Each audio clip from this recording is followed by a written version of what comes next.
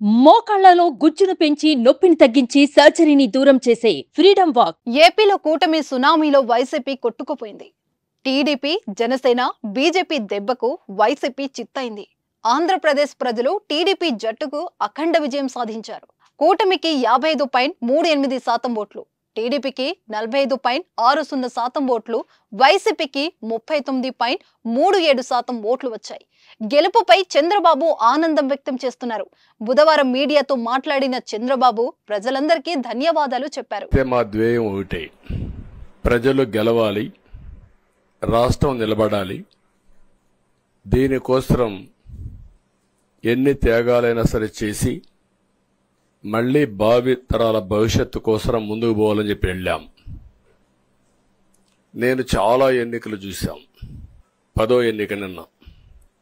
అంటే ఇన్ని ఎన్నికలు చూసిన అంటే ఎన్నికలు చూడడమే కాకుండా ఈ ఎన్నికలన్నీ at the helm of affairs ఉండి ఎప్పటికప్పుడు సమీక్షలు గాని ఇవన్నీ నిర్వహించడం కూడా చేశాం. రాజకీయాల్లో ఒడికిదుడుకులు సాధారణంగా ఉంటాయి. ఎవరు శాశ్వతం కాదు. దేశం శాశ్వతం, ప్రజాస్వామ్యం శాశ్వతం, రాజకీయ పార్టీలు శాశ్వతం, అధికారం అశాశ్వతం. రాజకీయ పార్టీలు కూడా సక్రమంగా ఉంటే మళ్లీ ప్రజలు ఆదరిస్తారు. లేకపోతే రాజకీయ పార్టీలు కూడా చాలా పార్టీలు కనుమరుగైపోయినాయి. వ్యక్తులు కనుమరుగైపోయారు, రాజకీయ పార్టీలు కనుమరుగైపోతాయి. కానీ ఇంత హిస్టారికల్ ఎలక్షన్ నేను ఎప్పుడు చూడలా. తన సుదీర్ఘ రాజకీయ జీవితంలో ఈ 5 ఏళ్ల తరహా ప్రభుత్వాన్ని ఎప్పుడు చూడలేదని చంద్రబాబు అన్నారు. వైసీపీ ఓటమి కోసం, టీడీపీ గెలుపు కోసం అమెరికాలో ఉండే వ్యక్తి కూడా తపనతో వచ్చి పనిచేశారన్నారు. రాజకీయాల్లో ఎవరు శాశ్వతం కాదు. దేశం ప్రజాస్వామ్యం, రాజకీయ పార్టీలు శాశ్వతం. రాజకీయ పార్టీలు కూడా సక్రమంగా పనిచేస్తే మళ్లీ ప్రజలు ఆదరిస్తారు. కూటమికి బీజం వేసింది పవన్ కళ్యాణే. ప్రభుత్వ వ్యతిరేక ఓటు చీలకుండా ముందుకొచ్చారు. 3 పార్టీలు కలిసి పనిచేశాయి. ప్రధాని అమిత్ షా, పవన్, టీడీపీ నాయకులంతా ఒక స్ఫూర్తితో కలిసి పనిచేసి విజయం సాధించామని చెప్పారు. నా జీవితంలో ఎప్పుడు బాధపడలా. నా మీద బాంబులతో దాడి చేసినప్పుడు కూడా వీరోచితంగా ఎదుర్కొన్నా. 2003 సెప్టెంబర్, అక్టోబర్ నాకు ఇప్పటి కూడా జ్ఞాపకం. ఆ రోజు నా మీద బాంబులు చేసినప్పుడు చాలా ఒక పానిక్ రియాక్షన్లో కూడా నేను భయపడలేదు.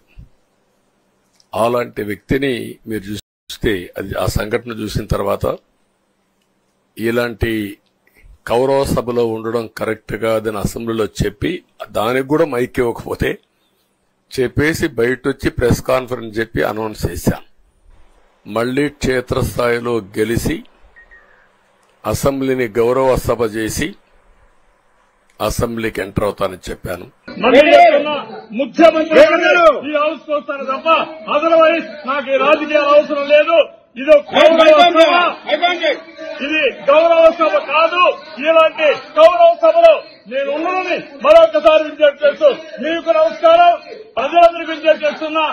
నా అవమానం మీరందరూ రెండు మనసుతో ఆశీర్వదించమని కోరుతూ అందరికీ నమస్కారం. అవినీతి, అరాచకాలతో పనిచేస్తే ఇలాంటి గతే పడుతుందని చంద్రబాబు వైసీపీ విమర్శలు గుప్పించారు. 5 ఏళ్లు చాలా మంది టీడీపీ కార్యకర్తలని ఇబ్బంది పెట్టారని వాపోయారు. కార్యకర్తలకు కంటి నిండా నిద్ర కూడా పోని పరిస్థితి ఏర్పడిందన్నారు. ప్రాణాలతో ఉండాలంటే జై జగన్ అనాలని హింసించారని ఆగ్రహం వ్యక్తం చేశారు. తనను అనేక రకాలుగా ఇబ్బంది పెట్టారన్నారు. బాంబు దాడి జరిగిన బాధపడలేదు, కానీ తన భార్యకు జరిగిన అవమానంతో చాలా బాధపడ్డానని చెప్పుకొచ్చారు. ప్రజాస్వామ్యమే సిగ్గుతో తలదించుకునే ఘటనలు జరిగాయన్నారు. ఎవరైనా కేసులు ఎందుకు పెట్టారని అడిగితే అరెస్టు చేశారని బాబు తెలిపారు.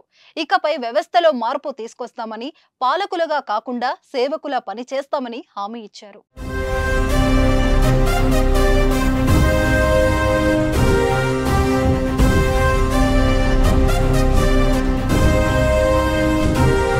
సుమన్ టీవీలో మీ పర్సనల్ అండ్ బిజినెస్ ప్రమోషన్స్ కోసం కింది నెంబర్కి కాంటాక్ట్ చేయండి.